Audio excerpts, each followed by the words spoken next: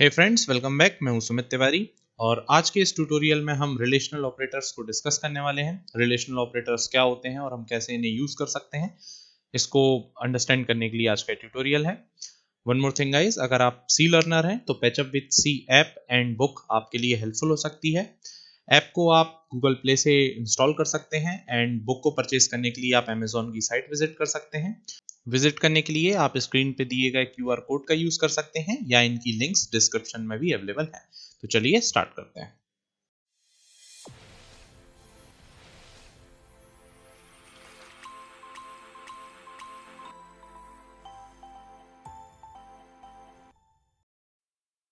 Relational operators, नाम से ही पता चल रहा है वो ऑपरेटर्स जो रिलेशन बताने का काम करें वो रिलेशनल ऑपरेटर्स कहलाते हैं। ऑपरेटर्स जो दो ऑपरेंड्स के बीच में रिलेशन बता सकें उन्हें हम क्या बोलते हैं? रिलेशनल ऑपरेटर्स बोलते हैं। अब रिलेशन किस टाइप का हो सकता है?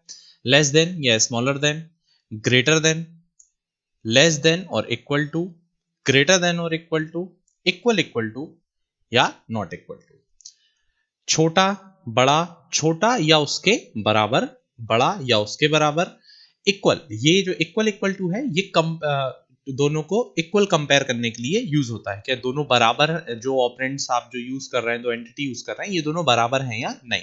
एंड ये नॉट इक्वलिटी को चेक करने के लिए यूज होता है। तो ये 6 ऑपरेटर्स हमारे पास में होते हैं रिलेशनल ऑपरेटर्स की कैटेगरी के अंदर। अब ये ऑपरेटर्स काम कैसे करते हैं, चलिए हम इसको समझते हैं। देखिए, सपोज करिए आप एक रिलेशन लिखते हैं, आप एक स्टेटमेंट लिखते हैं 5 इज स्मॉलर देन 10। तो ये जो ऑपरेटर है ये यहाँ पे ये चेक करता है कि आपने ये जो रिलेशन दिया हुआ है ये सही है या नहीं। तो ये इस रिलेशन को देखता है, क्या 5 छोटा है या लेस देन है 10 से।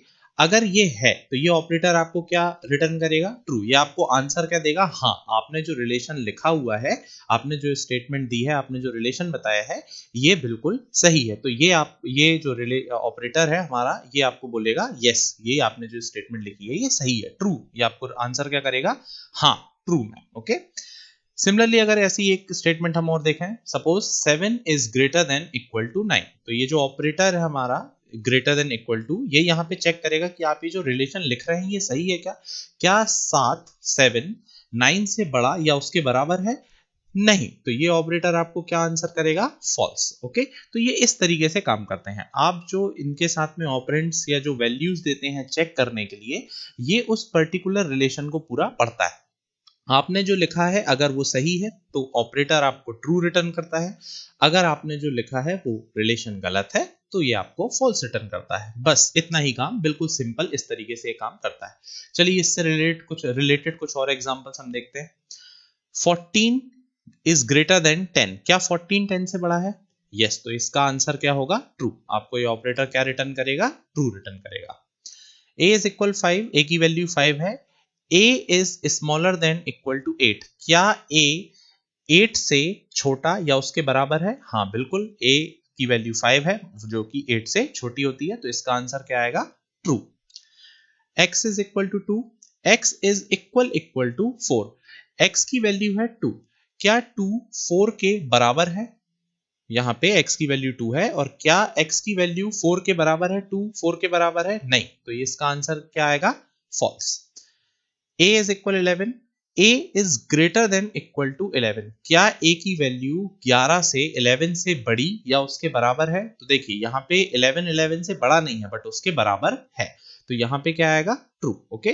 जब ये ग्रेटर देन इक्वल टू या स्मॉलर देन इक्वल टू वाले ऑपरेटर का आप यूज करते हो तो आप दोनों चीजों के लिए चेक करते हो कि क्या a की वैल्यू यहाँ पे 11 से बड़ी है क्या, और अगर बड़ी नहीं है तो उसके बराबर है क्या। अगर बराबर है तो ये क्या आएगा? ट्रू आएगा। अगर ये इसके इक्वल है तो भी ये ट्रू आपको रिटर्न करेगा। सपोज यहाँ x की वैल्यू आपके पास 10 है, y की वैल्यू 20 है। आप रिलेशन लिखते हैं x is equal to y। क्या x की वैल्यू y के बराबर है? x की वैल्यू 10 है, y की वैल्यू 20 है, दोनों बराबर नहीं है। तो ये आपको क्या रिटर्न करेगा? फॉल्स। ये आपको आंसर करेगा कि नहीं, आप जो स्टेटमेंट लिख रहे हैं वो सही नहीं है, आप जो रिलेशन दे रहे हैं वो सही नहीं है। तो ये आपको क्या देगा? False. x is equal 6, y is equal 8। x is not equal to y, क्या x की वैल्यू y के बराबर नहीं है। देखिए यहाँ पे इस केस की आप बात करें तो यहाँ आप चेक कर रहे थे कि दोनों इक्वल हैं या नहीं, यहाँ आप चेक कर रहे हैं दोनों नॉट इक्वल हैं या नहीं। तो क्या x की वैल्यू y के इक्वल नहीं है, तो हाँ x की वैल्यू 6 है और y की वैल्यू 8 है और ये दोनों इक्वल नहीं होते हैं, तो आपको ये ऑपरेटर क्या रिटर्न करेगा, ट्रू रिटर्न करेगा। ओके, तो ये इस तरीके से ऑपरेटर काम करते हैं। अब यहाँ पे ध्यान देने वाली बात एक है, जो स्टैंडर्ड सी है वो बुलियन डेटा टाइप को सपोर्ट नहीं करती है, मतलब ट्रू और फॉल्स स्टैंडर्ड सी में नहीं होते हैं। तो यहाँ पे ये जो ऑपरेटर्स हैं जो ये यस नो ट्रू और फॉल्स का आंसर करते हैं, ये सी में कुछ दूसरे तरीके से होता है। यहाँ सी में ट्रू को रिप्रेजेंट किया जाता है 1 से, मतलब जब भी आपका कोई रिलेशन सही होता है और उसे ट्रू रिटर्न करना होता है तो वो क्या रिटर्न करता है आपको 1। सिमिलरली फॉल्स को रिप्रेजेंट किया जाता है 0 से। इसका मतलब यहाँ ये जो रिलेशंस हैं, अगर आप इन्हें सी या सी प्लस प्लस के कंटेक्स्ट में देखें तो यहाँ पे जहां जहां भी ट्रू आ रहा है उसकी जगह क्या आएगा 1, और जहां जहां भी फॉल्स रिटर्न कर रहा है रिलेशन वहां वो क्या रिटर्न करेगा 0। ये बात आपको ध्यान रखना है।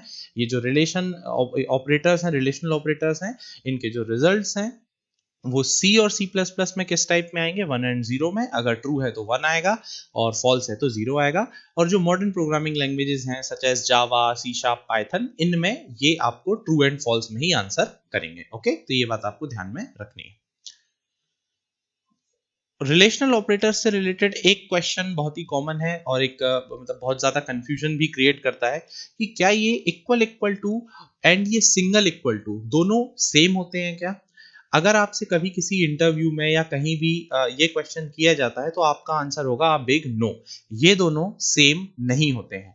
Equal equal to and single equal to ये दोनों सेम नहीं होते हैं।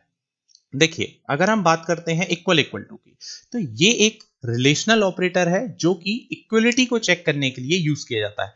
दो एंटिटी या दो ऑपरेंड्स इक्वल हैं या नहीं, इसको चेक करने के लिए आप ये इक्वल इक्वल टू का यूज करते हैं। जैसे for example a equal equal to 10, n equal equal to 5 या x equal equal to y। तो यहाँ बेसिकली आप क्या कर रहे हैं, a की वैल्यू को 10 से कंपेयर कर रहे हैं कि क्या a की वैल्यू 10 के बराबर है या नहीं है।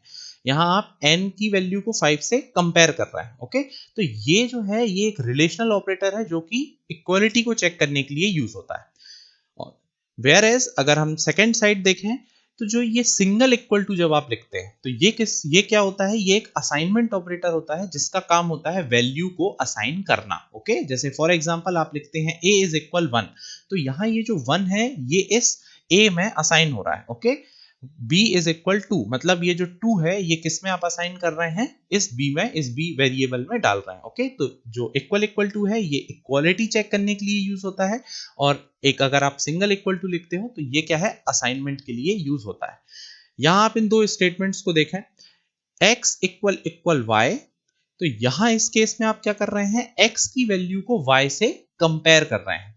और अगर आप इस स्टेटमेंट को देखें x इक्वल y, तो यहां आप y की वैल्यू को x में असाइन कर रहे हैं। मतलब फॉर एग्जांपल अगर यहाँ पे y की वैल्यू 10 होगी तो अब इस स्टेटमेंट के बाद x की वैल्यू भी 10 हो जाएगी। ओके, तो यहाँ पे इस स्टेटमेंट में असाइनिंग हो रही है और यहाँ पे कंपैरिजन हो रहा है। तो ये चीज एक बहुत इंपॉर्टेंट है, ये ध्यान में रखने वाली है। आपको जब भी दो ऑपरेंड्स के बीच में इक्वलिटी चेक करनी होगी तब आप इक्वल इक्वल टू ऑपरेटर का यूज करेंगे, और जब आपको एक ऑपरेंड की वैल्यू दूसरे ऑपरेंड में असाइन करनी होगी या एक कोई कांस्टेंट वैल्यू किसी वेरिएबल में असाइन करनी होगी तब आप सिंगल इक्वल टू का यूज करेंगे, मतलब असाइनमेंट ऑपरेटर का यूज करेंगे। तो ये हमारे कुछ रिलेशनल ऑपरेटर्स होते हैं, is less than, greater than, less than equal to, greater than equal to and not equal to, और ये हमें रिलेशन बताने का काम करते हैं। इनकी हेल्प से हम रिलेशन फाइंड आउट कर सकते हैं। आज के इस ट्यूटोरियल में बस इतना ही। अगर आज के ट्यूटोरियल के रिगार्डिंग आपको कोई भी क्वेरी है तो आप मुझसे कमेंट सेक्शन में डिस्कस कर सकते हैं, ये या ईमेल के थ्रू भी आप डिस्कस कर सकते हैं। आगे आने वाले ट्यूटोरियल्स में हम और जो कैटेगरीज हैं ऑपरेटर्स की उनको डिस्कस करेंगे। आज के लिए बस इतना ही। Good bye guys.